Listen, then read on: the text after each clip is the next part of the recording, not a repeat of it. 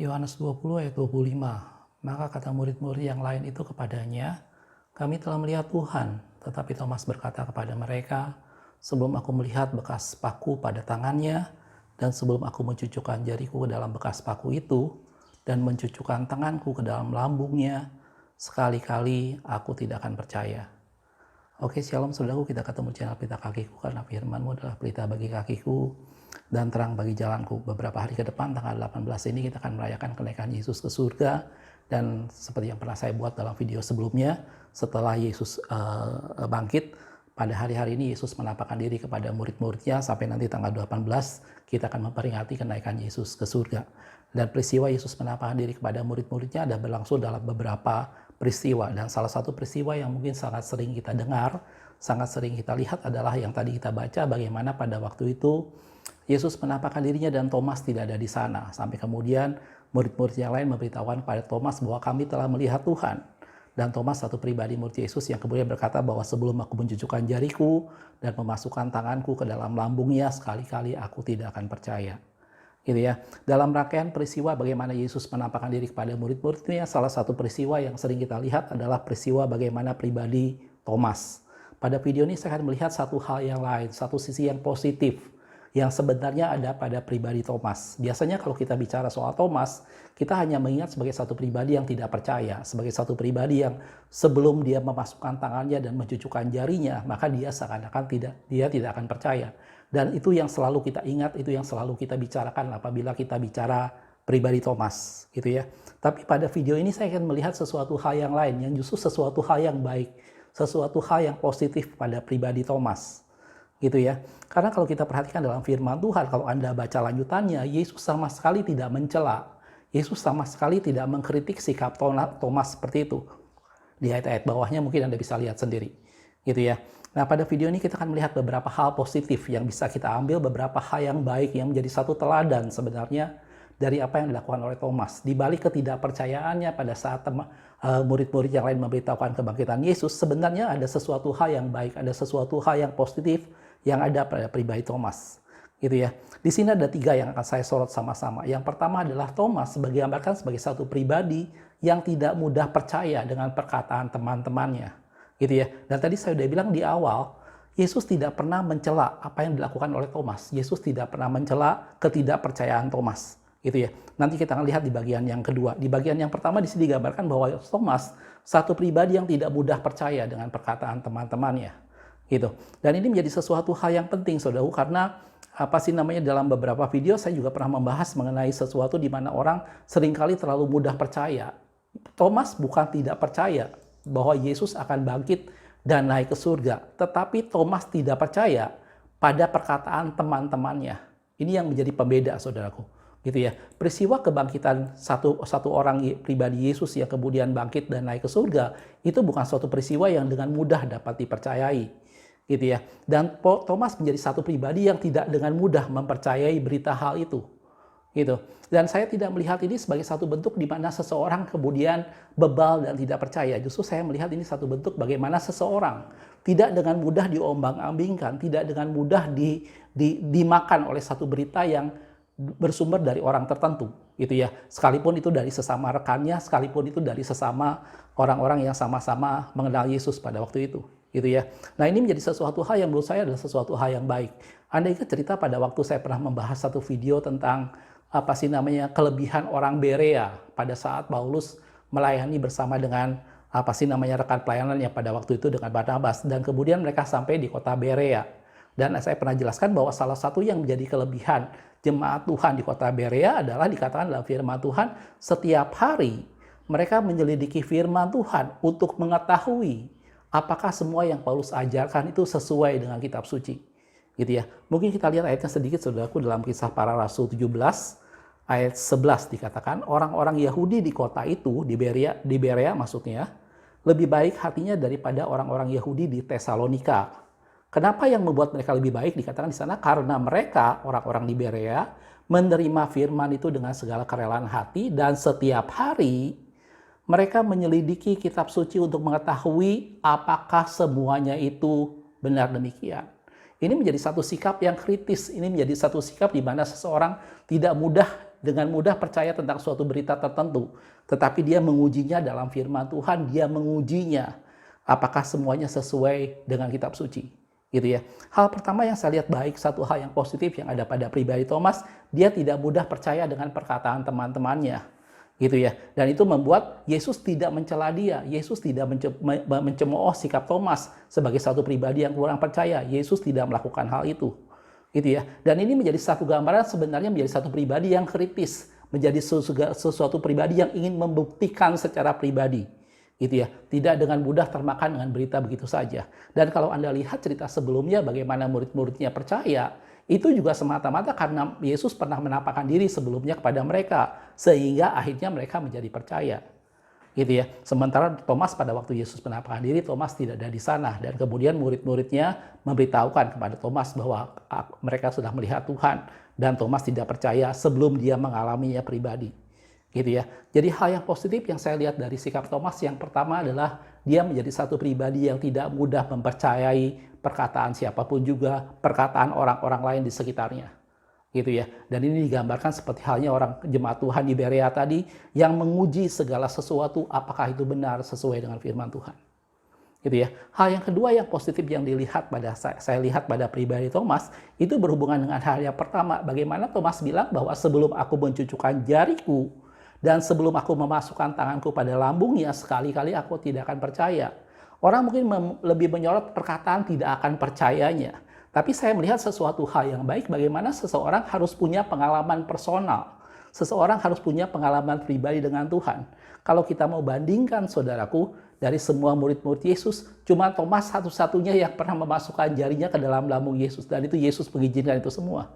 Yesus bilang taruh di sana, dikatakan kalau kita lihat dalam Yohanes tadi, Yohanes 20 ayat 27 sampai 29. Kemudian dia berkata kepada Thomas, Yesus berkata kepada Thomas, Yesus sama sekali tidak mencela Thomas. Taruhlah jarimu di sini dan lihatlah tanganku, katanya, kata Tuhan. Ulurkanlah tanganku dan cucukkanlah ke dalam lambungku dan jangan kau tidak percaya lagi, melainkan percayalah. Gitu ya. Dan itu menjadi sesuatu bagaimana Thomas mempunyai sesuatu yang pribadi yang dialami bersama dengan Tuhan. Gitu ya. Dan itu tidak dialami oleh murid-murid yang lain. Jadi kalau saya bisa bayangkan, mungkin Petrus punya pengalaman pribadi bagaimana Yesus menyuruh dia turun dan berjalan di atas air. Itu pengalaman pribadi yang dialami oleh seorang Petrus. Gitu ya. Dan Thomas punya satu pengalaman pribadi yang luar biasa bagaimana Tuhan izinkan untuk memasukkan tangannya, mencucukkan jarinya ke dalam lambung Yesus dan tangan Yesus. Dan itu menjadi satu pengalaman pribadi. Thomas di sini digambarkan sebagai satu pribadi yang tidak mudah percaya dengan perkataan teman-temannya dan satu pribadi yang haus dengan sesuatu hal, pengalaman yang dia peroleh secara personal. Dia bukan cuma sekedar mendengar cerita teman-temannya tentang kebangkitan Yesus, tetapi dia menjadi satu pribadi yang mengalami langsung bagaimana Yesus bangkit dan dia bisa meraba lambung Yesus. Gitu ya. Dan kalau Anda lihat kelanjutan dalam cerita itu, kalau Anda lihat dalam sejarah, Thomas menjadi satu-satunya rasul yang memberitakan firman Tuhan paling jauh, sudah kuda dia sampai ke India dan kemudian dia mati di sana, gitu ya. Kalau kita lanjutkan lagi dia Yohanes 20 tadi, ayat 28-nya, Thomas menjawab dia, "Ya Tuhanku dan Allahku." Ayat 29, kata Yesus kepadanya, "Karena engkau melihat aku, maka engkau percaya. Berbahagialah mereka yang tidak melihat, namun percaya." Ayat ini seringkali yang menjadi satu gambaran tentang buruknya Thomas, saudaraku.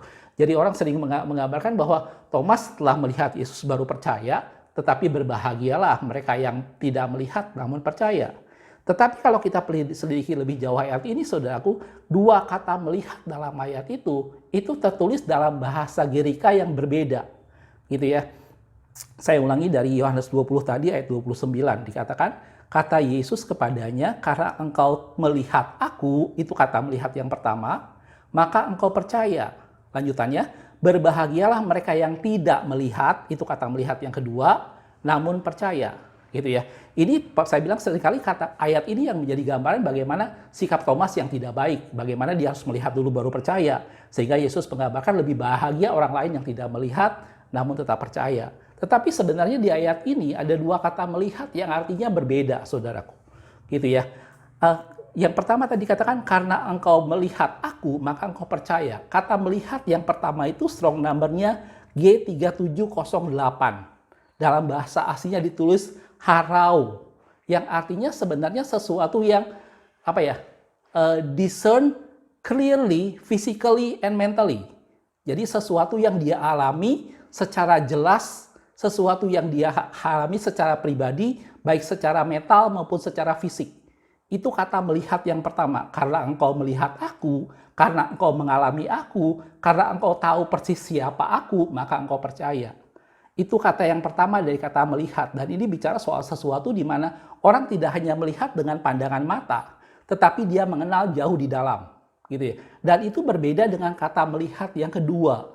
Kata melihat yang kedua dikatakan berbahagialah mereka yang tidak melihat namun percaya. Kata melihat yang kedua itu strong number-nya adalah G1492. Yang dalam bahasa Asia ditulis dengan kata eidos. Eidos ini adalah sesuatu yang melihat secara fisik, gitu ya. Misalnya kita melihat makanan di depan kita, itu melihat secara fisik. Itu beda dengan harau. Harau itu melihat secara roh, melihat sesuatu di mana dia mengalaminya, gitu ya. Dia cuma tidak mengalami secara fisik, tetapi dia juga mengalami secara mentally. Dia mengerti persis, dia bisa tahu persis bahwa itu adalah Allah di depannya. Gitu ya. Dan ini menjadi dua hal yang berbeda sebenarnya kata melihat dalam firman Tuhan. Dan tadi saya sudah bilang, di awal memang Yesus tidak pernah mencela sikap Thomas yang tidak percaya. Yesus tidak mencela sama sekali. Karena Thomas bukan tidak percaya bahwa Yesus bangkit. Tetapi Thomas tidak percaya waktu teman-temannya berkata bahwa Yesus bangkit. Dan Thomas menjadi satu pribadi yang ingin mengalaminya secara pribadi. Dan karena dia mengalaminya, maka dia percaya. Itulah harau. Gitu ya. Karena engkau melihat, maka engkau percaya. Gitu ya. Dan jangan lupa saudaraku, di ayat itu dipakai tanda titik. Berbahagialah. Yesus ngomong statement yang kedua buat semua orang. Berbahagialah mereka yang tidak melihat, tidak eidos, tidak melihat dengan pandangan fisik, tetapi dia tetap percaya. Gitu ya. Jadi ini sama sekali bukan statement yang melemahkan sikap Thomas, tetapi Yesus memberi gambaran bahwa Thomas sebagai satu pribadi yang mengalami Tuhan secara pribadi. Dia tidak hanya melihat secara pandangan mata, tetapi dia punya pengalaman pribadi dengan Tuhan. Dan itu membuat dia percaya. Dan kemudian Yesus mengeluarkan satu statement lain buat semua orang yang berbahagialah mereka yang tidak hanya melihat secara lahiriah, secara eidos. Walaupun mereka tidak melihat secara eidos, mereka bisa tetap percaya. Karena itu dalam firman Tuhan dikatakan kita hidup bukan karena melihat, tetapi karena percaya. Kata melihat di sana adalah eidos. Gitu ya. Jadi saudaraku jangan ada dibingungkan dengan ayat yang Yohanes 20 ayat 29. Kata melihat di sini menjadi sesuatu hal yang berbeda. Gitu ya. Kalau kita bicara soal harau, melihat dalam arti kata kita mengalami Tuhan, kita memahami Tuhan, kita larut dan melihat kenyataan siapa pribadi Tuhan. Itu ada dan saya harus melihat supaya kita mengerti dan supaya kita percaya seperti yang digambarkan pada Thomas yang pertama, gitu ya. Karena engkau melihat, maka engkau percaya. Karena itu dalam firman Tuhan dikatakan, kecaplah dan lihatlah betapa baiknya Tuhan itu. Kita diminta untuk melihat. Melihat di sini bukan eidos. Melihat di sini adalah harau. Melihat dalam arti kata bahwa kita mengerti secara fisik, kita mengerti secara mental, kita memahami dan kita mengalaminya. Dan itulah kata melihat harau di sana. Gitu ya. Dan Thomas melakukan hal itu. Dia melihat, maka dia percaya. Gitu ya. Dan dalam firman Tuhan kita banyak menemukan ayat-ayat di mana Allah menyuruh kita melihat. Gitu ya. Tadi saya ambil dalam 2 Korintus 5 ayat 7. Sebab hidup kami adalah hidup karena percaya, bukan karena melihat. Kita tidak boleh hanya eidos. Eidos itu melihat secara fisik. Eidos itu melihat secara pandangan mata lahiriah biasa. Karena itu Yesus bilang berbahagialah mereka yang tidak melihat namun percaya, karena kita hidup bukan karena melihat tetapi karena percaya. Gitu ya. Banyak hal di depan kita yang tidak bisa kita lihat secara pandangan mata, saudaraku, secara eidos. Gitu ya. Tetapi Allah mengajar Anda dan saya untuk percaya. Gitu ya. Tetapi kita harus bisa melihat kebaikan Tuhan, kita harus bisa melihat keselamatannya daripada Tuhan. Kita harus bisa melihat pertolongan Tuhan dan kemuliaannya. Dan itu yang membuat kita percaya, dan itu adalah harau. Gitu ya. Harau ayatnya ada dalam 1 Yohanes 1 ayat yang ketiga dikatakan, apa yang telah kami lihat, kata lihat di sini adalah G3708, itu adalah harau. Itu yang dilakukan oleh Thomas. Karena kamu melihat, maka engkau percaya. Gitu ya. Dan yang telah kami dengar, kami beritakan kepadamu juga, supaya kamu pun beroleh persekutuan dengan kami, Dan persekutuan kami adalah persekutuan dengan Bapa dan dengan anaknya Yesus Kristus. Di sana Yohanes menggambarkan bahwa apa yang kami lihat dan apa yang kami dengar, itu yang kami bagikan. Apa yang kami lihat bukan eidos, bukan sesuatu yang fisik, tetapi apa yang kami lihat bicara soal sesuatu yang experience personal, yang bisa dengan jelas kita mengerti dan mengenal siapa itu Tuhan. Dan itu yang kita bagikan, dan itu yang kita ceritakan dalam firman Tuhan. Dan Yohanes menggambarkan di sana apa yang kami lihat dan apa yang kami dengar, itu yang kami bagikan supaya kamu dapat persekutuan di dalam kami, dan persekutuan di dalam kami berarti persekutuan dengan Bapa dan anaknya Yesus Kristus. Jelas, saudaraku? Jadi Anda dan saya harus melihat, tetapi melihat dengan harau, bukan dengan eidos. Kalau eidos, maka berbahagialah mereka yang tidak melihat namun percaya, karena kita hidup bukan karena melihat, tetapi karena percaya. Tetapi mari lihat keselamatan daripada Tuhan. Mari lihat kebaikan Tuhan. Kecap dan lihatlah kebaikan Tuhan. Dan itulah yang kita lihat dan yang kita dengar yang bisa kita ceritakan. Dan itu bicara soal pengalaman pribadi kita dengan Tuhan. Dan itulah yang dilakukan oleh Thomas. Jelas, saudaraku? Jadi itu hal yang kedua yang saya lihat positif pada pribadi Thomas. Hal yang pertama, dia sebagai satu pribadi yang tidak mudah percaya dengan apa yang diceritakan oleh teman-temannya. Dia menjadi satu pribadi yang saya ingin memperolehnya personal dari Tuhan. Gitu ya. Kalau Anda lihat dalam kehidupan kita sehari-hari, mungkin di sekitar kita banyak pembicara-pembicara, banyak firman Tuhan yang mungkin bisa sangat simpang siur. Gitu ya. Yang mana yang akan kita percayai? Kembali, mari uji semua dengan firman Tuhan dan minta pada Tuhan supaya Roh Kudus menjelaskan pribadi kepada Tuhan, kepada Anda dan saya. Jangan mudah percaya dengan siapapun yang menyampaikan sesuatu atas nama Tuhan. Dalam firman Tuhan dikatakan bahwa di akhir zaman akan ada orang yang berkata, lihat Mesias ada di sana, lihat Mesias ada di situ, jangan kamu pergi ke sana dan jangan percaya. Dan itu yang dilakukan Thomas. Thomas tidak mudah percaya pada saat teman-temannya berkata bahwa Yesus telah bangkit. Gitu, karena itu Yesus tidak mencela sikap Thomas. Dan yang kedua, dia satu pribadi yang punya pengalaman pribadi, karena itu dia mencucukkan tangannya dan mencucukkan jarinya ke dalam lambung Yesus yang tidak dialami oleh semua murid-murid yang lain. Dan tadi saya sudah bilang di akhir masa hidup Thomas menjadi satu pribadi yang menginjil paling jauh sampai dengan ke India dan dia mati di India. Gitu ya. Dan itu bicara bagaimana Thomas bilang, Yesus berkata, engkau melihat, engkau harau dan percaya. Tetapi berbahagialah mereka yang tidak eidos namun percaya. Jangan kita meletakkan segala sesuatu pada pandangan mata secara fisik. Itu eidos. Karena kita hidup bukan karena melihat, tetapi karena percaya. Tetapi mari buka mata kita dan lihat kemuliaan Tuhan. Buka mata kita dan lihat kebaikan Tuhan. Dan itu adalah harau. Dan semakin kita melihat segala sesuatunya, semakin kita percaya dan mengasihi Tuhan. Dan itu yang dilakukan oleh Thomas. Jelas, saudaraku? Hal positif ketiga yang saya lihat pada pribadi Thomas adalah dia satu pribadi yang dalam firman Tuhan dicatat sebagai seorang yang sangat logik, seseorang yang sangat memakai logika. Gitu ya. Anda kalau lihat dalam firman Tuhan ada beberapa kejadian sebelumnya di mana waktu itu terdengar berita, maksudnya Yesus mendapat kabar bahwa para ahli Taurat akan menangkap dia, dan kemudian Yesus mengajak mereka untuk berangkat ke Yerusalem, dan kemudian Thomas dengan lugunya, dengan logika yang sangat wajar pada waktu dia berkata, ya mari kita pergi ke sana untuk mati bersama-sama dengan dia. Gitu ya. Udah jelas-jelas di Yerusalem akan ada orang yang menangkap Yesus dan membunuh Yesus, dan kemudian Yesus mengajak mereka pergi ke sana.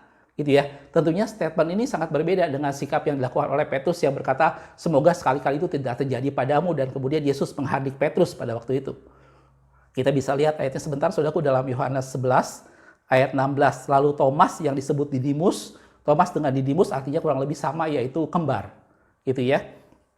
Berkata kepada teman-temannya, yaitu murid yang lain, marilah kita pergi juga untuk mati bersama-sama dengan dia. Ini menjadi satu gambaran bahwa di Yerusalem akan ada orang yang menangkap Yesus, akan ada orang yang membunuh Yesus, dan Yesus mengajak mereka pergi ke Yerusalem. Dan secara logika, Thomas langsung berkata bahwa oke, kita sama-sama berangkat ke Yerusalem bersama-sama dengan dia untuk mati di sana. Gitu ya. Logika yang lain kalau kita lihat pada waktu Yesus berkata bahwa sesaat lagi aku bersama-sama dengan engkau, dan sesaat lagi aku tidak akan bersama-sama dengan engkau. Aku pergi ke tempat di mana engkau tidak akan bisa datang. Gitu ya, menjelang saat-saat terakhir di mana Yesus akan berpisah dengan murid-muridnya. Dan kemudian Thomas berkata, Tuhan, kemana engkau akan pergi? Jalan ke sana aku tidak tahu. Gitu ya. Itu adalah dalam Yohanes 14 Ayat yang kelima, kata Thomas kepadanya, Tuhan, kami tidak tahu kemana engkau pergi. Jadi bagaimana kami tahu jalan ke situ? Yesus bilang, engkau tahu jalan ke situ. Aku inilah jalan kebenaran dan hidup. Oke, dari dua ayat tadi kita nampak bahwa Thomas menjadi satu pribadi yang sangat logis berpikirnya. Gitu ya. Jadi dia pertama bertanya, kalau Yesus mau ke Yerusalem, di mana di Yerusalem ada orang yang hendak membunuhnya, maka kita akan berangkat ke sana dan mati bersama-sama dengan dia. Gitu. Dan yang kedua, waktu Yesus berkata, ke tempat di mana aku pergi, kamu tidak bisa ke sana. Dan Thomas dengan logikanya dia berpikir bahwa Tuhan, kami tidak tahu jalan ke sana. Dan ini menjadi satu gambaran satu pribadi yang menggunakan akalnya. Gitu ya. Dan saya udah bilang tadi bahwa ini bukan sesuatu hal yang buruk, ini bukan sesuatu hal yang negatif. Pengiringan kita kepada Tuhan bukan menjadi orang-orang yang berlakukan segala sesuatu tanpa logika.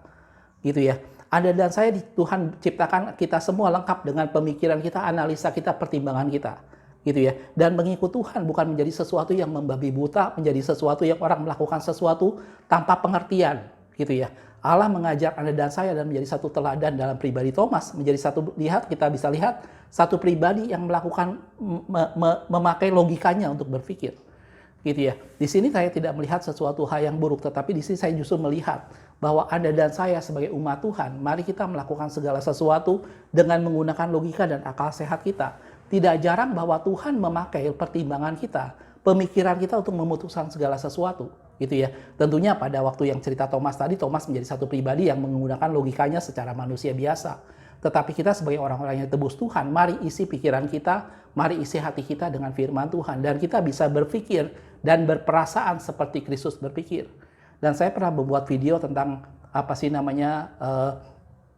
Credo ut intelligam dan intelligo ut credam. Bagaimana dalam kekristenan kita harus menggunakan akal sehat kita untuk melakukan segala sesuatu.